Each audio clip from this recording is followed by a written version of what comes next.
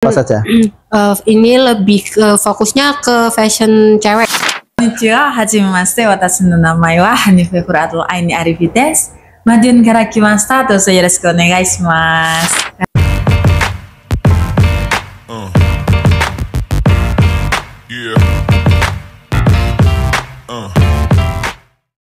Assalamualaikum warahmatullahi wabarakatuh. Jumpa lagi dengan saya Eko Agustiswanto. Jadi lagi-lagi saya akan membagikan inspirasi ya dari tamu-tamu yang inspiratif ya. Beliau juga merupakan praktisi dan sekaligus inspirator sesuai dengan bidangnya lah. Bidangnya apa, temanya apa pada obrolan kami pada hari ini, kita akan perkenalkan satu persatu beliau-beliau ini siapa, dari mana, dan tujuannya kami undang di SMK Teknik Surabaya ini untuk apa. Yang pasti semua yang kami lakukan, semua yang kami undang dalam rangka yaitu untuk memajukan SMK Teknik Surabaya, juga memajukan pendidikan di Indonesia. Selamat datang. Saya manggilnya sebenarnya ini juga bisa Mbak ya. Mbak aja. Ini Mbak Hanif sama Kak Putri Sandi atau Mbak Putri Sandi. Selamat datang di SMK Teknik Surabaya, dan sekolah yang kalau katanya Mbak Hanif tadi unik ya. Saya kalau kemana-mana ngelihat sekolah itu, kalau di jalan apa istilahnya melintas itu ada kelihatan sekolah. Kalau sekolah sini, kalau memang tidak datang ke sini, maka tidak akan pernah temu dengan SMK Teknik Surabaya. Bisa diperkenalkan dulu dari Mbak Hanif. Saya udah kenal, tapi alangkah apa ya afdolnya kalau beliau juga memperkenalkan secara langsung nama lengkapnya, dari mana, dan aktivitas beliau kesehariannya apa, informasinya. Beliau juga pakarnya di bahasa Jepang, siapa tahu bisa atau berkenan untuk salam dengan bahasa Jepang. Monggo dipersilakan Mbak Hanif. Terima kasih Pak Eko. Siap. Perkenalkan, nama saya Hanife Furuhato Aini Arifin, biasanya dipanggil Hanife karena juga aktivitas saat ini itu selain berbisnis, saya juga aktif untuk mengajar bahasa Jepang, yang mana untuk pembelajaran bahasa Jepang sendiri saat ini masih terus dilakukan privat maupun secara kelas. Dan untuk saat ini juga saya lebih berfokus di dua lini bisnis itu. Gitu. Jadi sebagai pebisnis dan juga di apa namanya bahasa Jepang ya. Ya. Salam dong pakai bahasa Jepang apa? Oke. Konnichiwa, hajimemashite, watashi no namae wa Hanife Furuhato Aini Arifi desu. Madiun kara kimashita. Dozo yoroshiku onegai shimasu. Artinya apa? Perkenalkan, nama saya Hanife Furuhato Aini, asalnya dari Madiun, Pak. Madiun ya? Iya, okay. Dari Madiun kara kimashita. Senang berkenalan dengan kalian, terima kasih. Iya, saya tahu saya kalau bahasa Jepang itadakimasu. Apa ya? Selamat makan ya. Iya, betul. Selamat makan. Oke, terima kasih Bu Hanif. Nanti kita ngobrol lebih lanjut ya di sebelah lagi itu.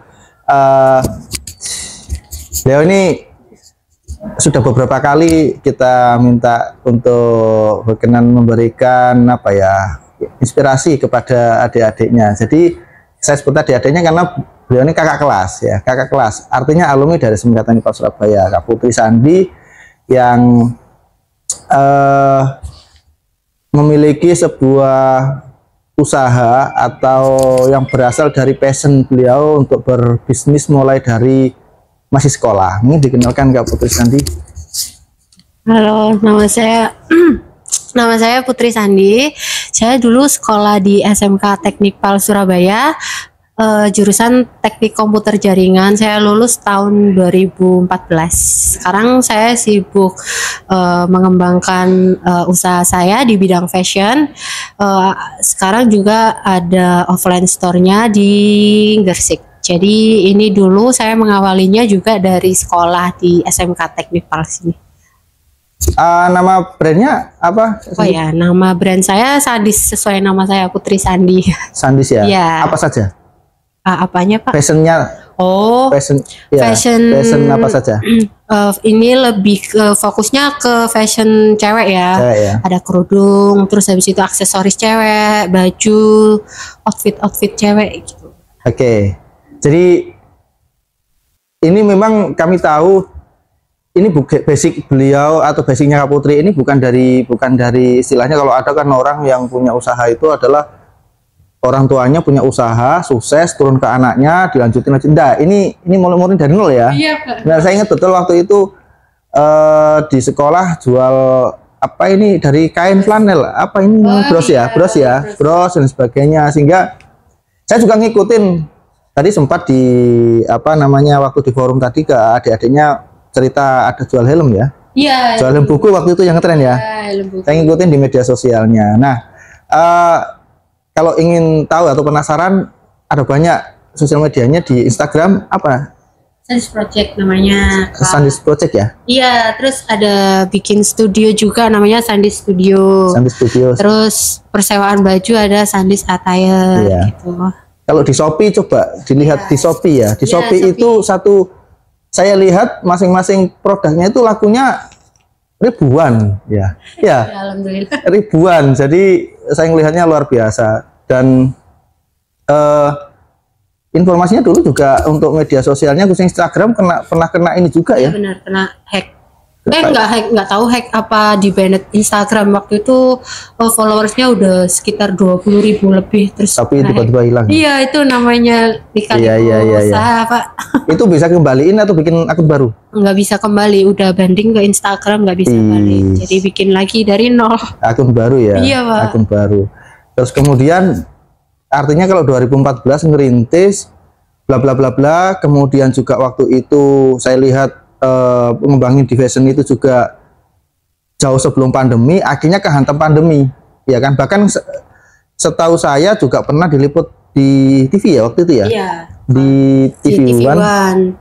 TV 9 kalau nggak salah ya? Iya, TV One, TV 9 sama satunya apa gitu lupa saya, Pak. Nah, itu sebelum pandemi. Iya, sebelum pandemi. Nah, ceritain dikit barangkali kayak apa sih ketika pandemi kemarin, apakah kalau mungkin Kak Sandi sudah secara online sudah bisa masih berjualan, tapi ketika pandemi otomatis ketolong. Tapi waktu itu gimana kondisinya? Apakah di online-nya sudah oke sehingga siap untuk menghadapi pandemi, atau ada pengurangan karyawan, atau bagaimana?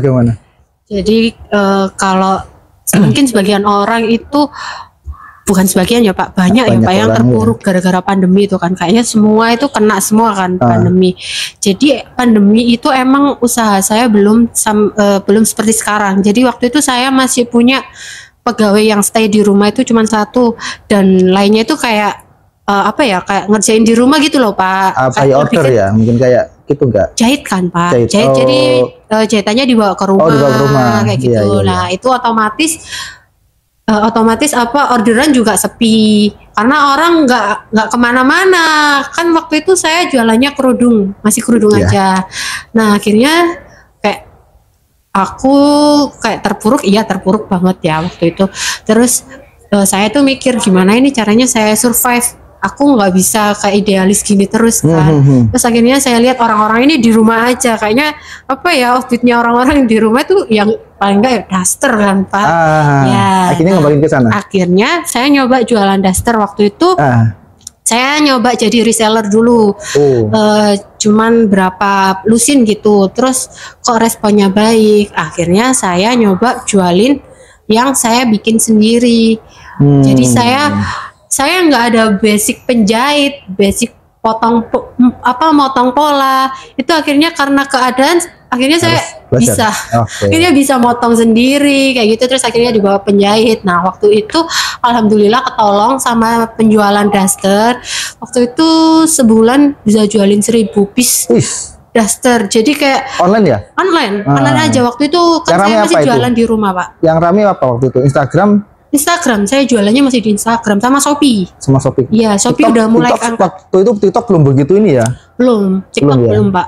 TikTok masih buat joget-joget aja, belum buat jualan waktu itu Pak. Tapi sekarang TikTok sekarang masuk ya? TikTok masuk ke TikTok. Terus habis dari jualan daster, akhirnya nyoba jualin strap masker juga, karena waktu itu saya juga mengamati sekitar orang-orang ini pada maskeran. Otomatis kayak iya, strap masker itu. Yap. Nah kalau misal orang-orang ngerasa pandemi terpuruk semua, iya terpuruk, tapi justru kalau saya bisa survive dan bisa berkembang karena pandemi. Karena hikmahnya di sana ya? Iya, hikmahnya di situ Pak. Karena dari pandemi itu omset saya itu naik drastis. Jadi saya itu nggak nyangka, oh ternyata saya bisa ya punya uang segini kayak gitu. Terus dari pandemi itu saya akhirnya berani buat sewa ruko. Waktu itu rukonya masih kecil. Terus habis itu dari ruko yang kecil saya pindah ke ruko yang agak besar. Nah dari ya bisa dibilang ya pandemi juga nolong saya. Ada hikmahnya ya? Iya ada hikmahnya. Tapi setelah pandemi juga ada struggle-nya lagi Pak. Kan mikir apa lagi setelah pandemi, kan orang-orang udah nggak pakai masker. Iya. Waktu itu masker apa namanya ini? Strap masker. Itu jadi lifestyle ya? Iya Pak. Jadi kayak api-apian strap masker gitu loh Pak. Kan ada yang orang itu Senin, Selasa, Rabu, Kamis, Jumat itu. Iya, bahkan ada yang bisa main sama outfitnya kayak gitu. Siap. Jadi kayak ya alhamdulillah ketolongnya dari strap masker itu. Siap. Terima kasih. Mbak Hanif, saya tadi ngikutin apa yang dipaparin Mbak Hanif.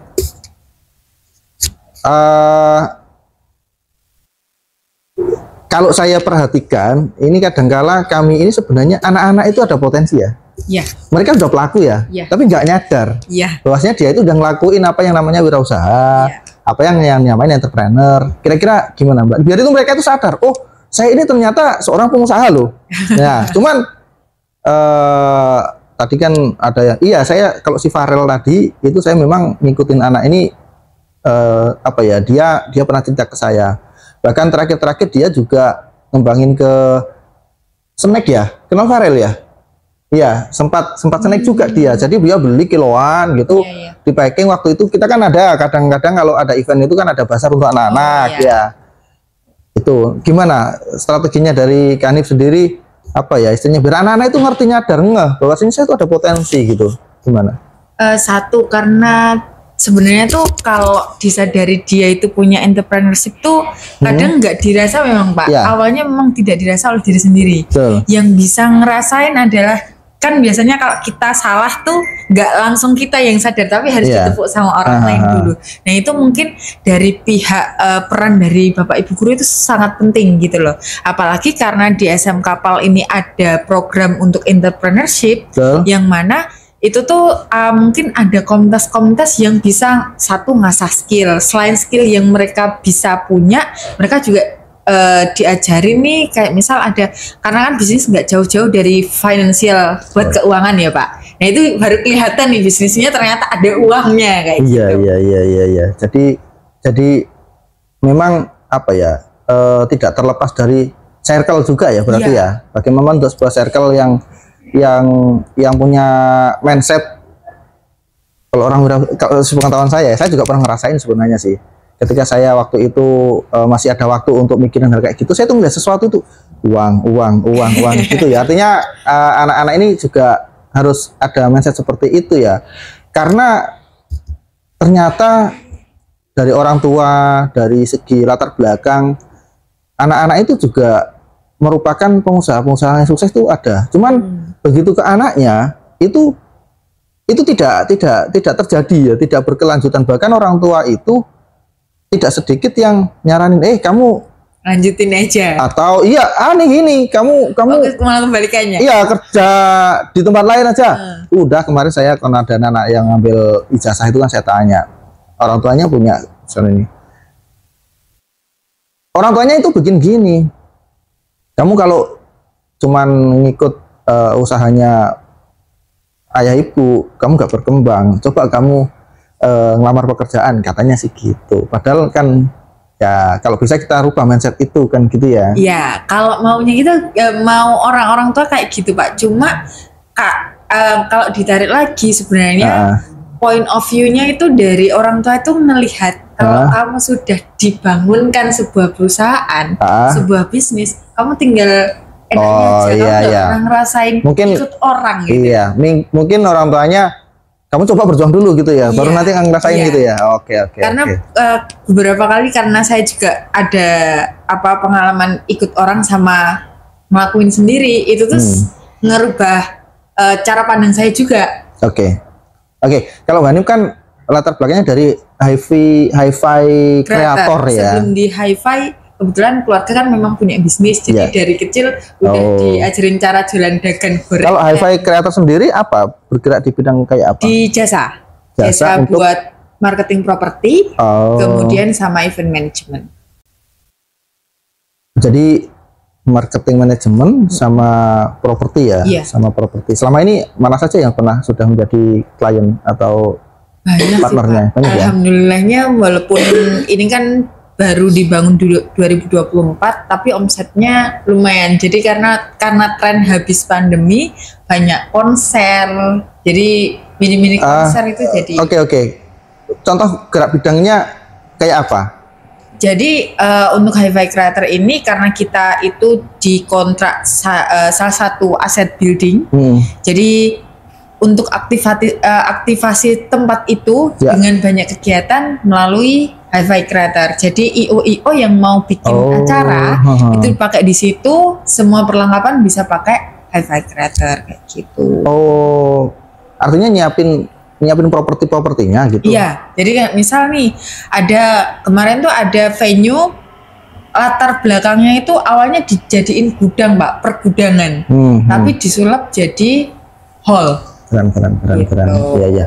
Ada nggak jasa yang kayak misalkan anak-anak ini kan sekarang udah banyak sekali yang mereka itu diminta untuk bikin konten ya. Artinya kita tidak semata-mata hanya sekedar buat konten, tapi anak-anak ini bahkan untuk praktik itu untuk portofolionya harus dalam bentuk konten. Jadi mereka harus mengunggah di Instagram mereka, misalkan contoh anak teknik mesin itu membuat sebuah project mulai dari awal raw material sampai progres sampai jadi, dia harus jelasin, dia harus mau video, dia harus mengunggah. Nah, artinya mereka itu kan apa ya, kalau dinamakan itu hal kayak semacam lebih kepada kontennya ya. Iya.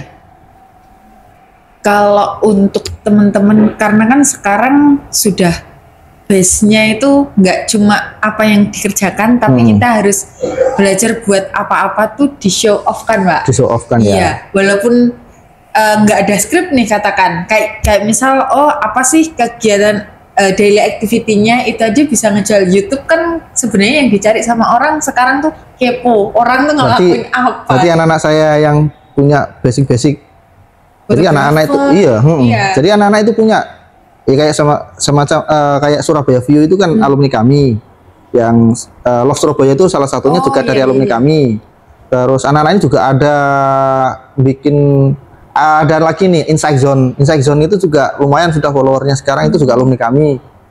Terus kemudian Berita Wawasan dan sebagainya, insya Allah ada pionir-pionir itu ya. Berarti ada potensi ya. Sangat amat, Pak, apalagi didukung sekarang sama Pemkot Surabaya kan. Betul. Beberapa heritage building diaktifkan. Oke. Gini, Pak Putri Sandi, saya pernah melihat waktu itu beberapa waktu yang lalu itu mencari afiliator ya. Ya. Ada potensi nggak anak-anak? Ya sebenarnya semua orang kalau mau ada potensi ya, Pak. Ya. Artinya gini, saya sendiri kalau untuk affiliate itu saya belum begitu ngeh ya, saya belum begitu paham ya. Misalkan di bidang bisnisnya Kak Putri ya, di bidang bisnisnya Kak Putri itu kalau misalkan sebagai affiliate itu kayak apa sih? Kalau semisal affiliate, jadi itu mereka yang udah emang basicnya suka bikin konten atau konten kreator kayak gitu, suka review barang.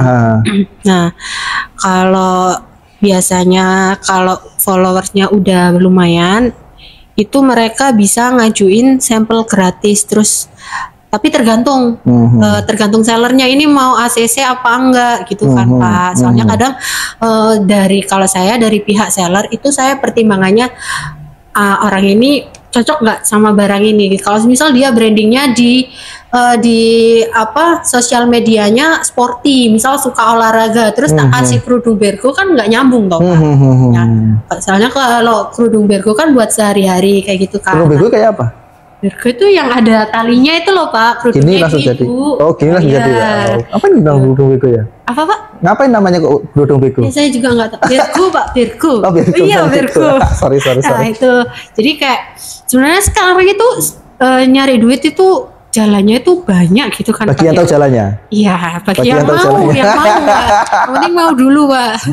Oke. Nah, terus kalau sekarang mungkin kalau affiliate, kalau saya menyediakan fasilitas buat afiliat baru, karena saya mindset saya pengen tumbuh dan berkembang bersama kan.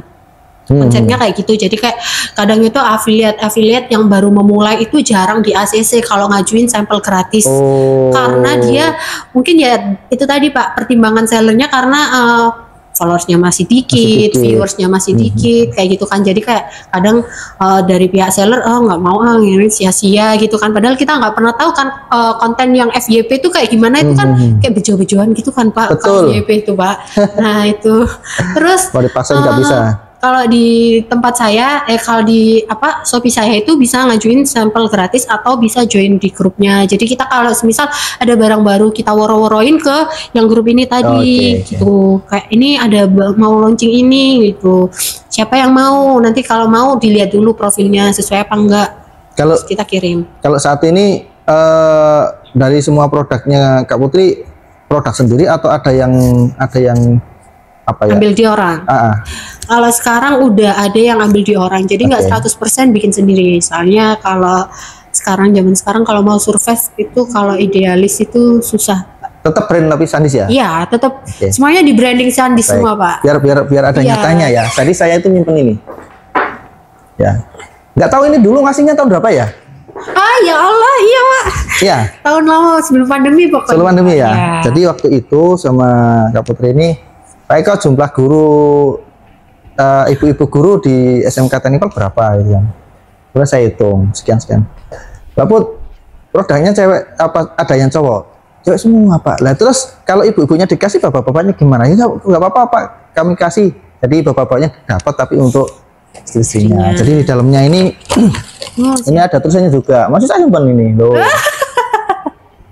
Terima kasih sudah membimbing dan mengajar saya walaupun saya gak ngerti-ngerti dan suka tidur di kelas. Suka tidur aja jadi sukses loh ya. Tapi jangan dibuat inspirasi ya tidurnya ya. Artinya tidurnya Kak Putri waktu itu adalah tidur berpikir dengan cara yang lain, gitu kan. Berpikirnya dengan cara tidur gitu ya. Iya. From Putri Sandi, murid yang gak pinter-pinter tapi gak pinter-pinter pelajaran tapi pinter cari duit. Ya. Ada dua ini kalau nggak salah dulu ada ininya. Apa itu yang kayak besi pin atau bros atau apa ya? Oh iya, terus pin. Ya bros ya Pak. Nggak tahu kemana. Ini tak taruh di saya memang dari setelah yang saya bagi-bagi dengan Bapak Ibu guru itu saya nyimpan ini untuk kenang-kenangan gitu ya, untuk kenang-kenangan. Tak tunjukin kepada anak-anak bahwasanya ada alumni yang dimulai dari sekolah, dimulai dari SMK yang istilahnya sudah punya mental entrepreneur, punya mental usaha, akhirnya jadi. Jumlah berapa sekarang karyawannya? Sekarang kayaknya lebih banyak yang kayak dikerjain di rumah gitu loh Pak. Jadi kayak lepas gitu loh Pak. Tapi tetap jahit. Saya kan juga belajar dari pengalaman ya Pak ya. Kalau nampung orang banyak-banyak di toko itu juga maksudnya mereka itu paling susah itu ngatur SDM. Ya, berapa jumlahnya sama termasuk juga partner yang bawa kerjaan ke rumah artinya gitu loh. Berapa ya? Kayaknya 15 lebih gitu Pak. 15 ya? Iya, itu kalau yang stay di toko sekarang sekitar 10-an. 10. Iya. Gitu. Ambil bahannya dari mana? Dari mana-mana, dari mana aja Pak. Kayak ya? Sekarang sih Bandung, Jakarta gitu. Ada reseller cowok enggak? Atau affiliate cowok enggak? Kayaknya belum ada ya. Cuman dulu itu ada, tapi kayaknya nggak relate gitu loh Pak. Jadi mungkin dia juga kesusahan. Saya gini. Jadi kita kan banyak cowok nih. Tapi kan juga nggak cewek atau cowok. Yang penting kan dia bisa jualan dan bisa ngerti caranya melayani customer kan, melayani konsumen kan gitu kan. Jadi kalau ada potensi untuk adik-adik yang ada di sini, mungkin meskipun nanti tidak harus dari produknya Kak Putri, sehingga adalah istilahnya keberlanjutan bimbingan kepada adik-adiknya. Kamu kalau pengen survive, pengen eksis, ngadepin kayak gini harusnya gini, harusnya gini, gitu loh maksudnya. Karena anak-anak itu kadang-kadang sudah mentah di awal, di mental mereka sudah kalah gitu. Sebenarnya banyak Mbak Hanif ini juga Artinya kalau kita ngomong, Kak Putri ini kan bukan dari jurusan tata busana yang dalam hal ini adalah sebagai desainnya, tapi dari teknik komputer jaringan, tapi dia sukses di sini kan. Ada anak kami alumni yang teknik pemesinan sukses juga sebagai pengusaha pentol. Artinya begini ya, kadang-kadang kami itu kan berikan inspirasi ke anak-anak itu kalau misalkan jualan pentol di jalanan yang dari A sampai Z, tetapi begitu-begitu terus, itu saya rasa belum bisa dibuat untuk inspirator. Tapi kalau dia ada perkembangan, mulai dari yang awalnya dia pakai mobil, pakai motor, dijualin gini, terus kemudian dia punya stand atau booth, kemudian sampai masuk di mall, itu yang ada alumni sini.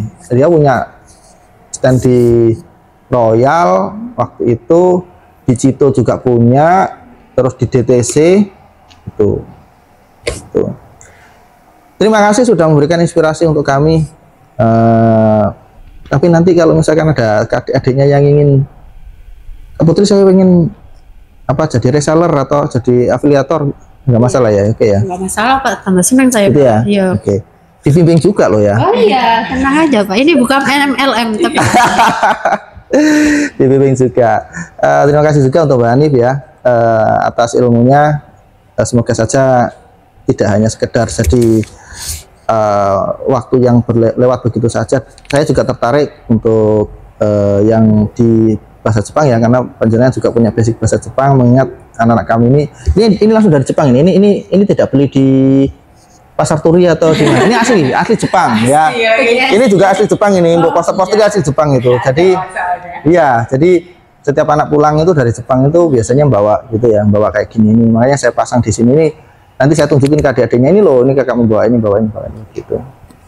Ya nanti barangkali ada kecocokan, saya juga ingin terkait dengan saya kan ada komunitas bahasa Jepang ya, komunitas bahasa Jepang. Anak saya paling demen bahasa Jepang. Oh iya Pak. Anak saya itu kelas 1 SMP. Tontonannya setiap hari channelnya Nihongo Mantabu. Oh, ya, punyanya siapa itu? Jerempolin, ya. Jadi mulai dari konten terbaru sampai yang lama itu bukai terus, ya. Sampai mulai dari momen dapat sekian juta subscriber sampai 10 juta subscriber sampai pisah dengan teman-temannya. Itu dia ikutin terus gitu. Ya kebetulan kan siapa Jerempolin kan suka matematika, anak saya juga suka matematika. Jadi anak saya juga ngikutin juga yang di channelnya dia yang Jerempolin yang matematika. Oh gitu. iya. Terima kasih ya. Pesan dulu untuk adik-adiknya kayak apa? Pesan apa ini? Ya nggak tahu lah, biar jadi entrepreneur sukses kayak Putri Sandi kayak apa? Aduh. Oh ya.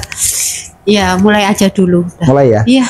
Pokoknya mulai nanti semuanya itu bisa diperbaiki sambil berjalan. Iya. Jadi nggak perlu nunggu keren dulu atau apa. Iya. Pokoknya mulai Saya aja. kemarin barusan juga mau bikin quote gitu. Prinsipnya jalan. Iya, pokoknya jalan wes. Jalan. Nekat. Nanti jalan dan konsisten. Kalau mungkin ada inspirasi dari Mbak Hanif untuk anak Singapura. Tetap semangat, namanya wirausaha tetap harus berusaha. Yang paling dan utama kalau jadi pengusaha itu lakukan apa yang bisa dilakukan.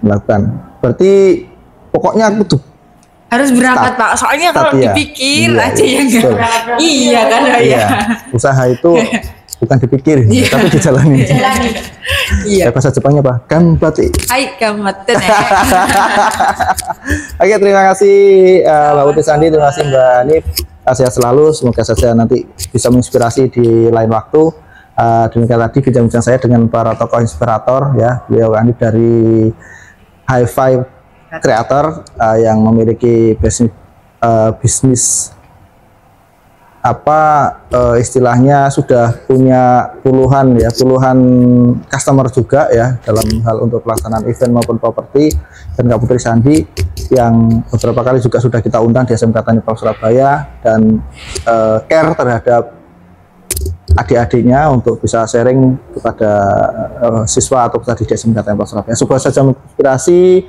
Ketemu lagi di konten saya berikutnya. Assalamualaikum warahmatullahi wabarakatuh.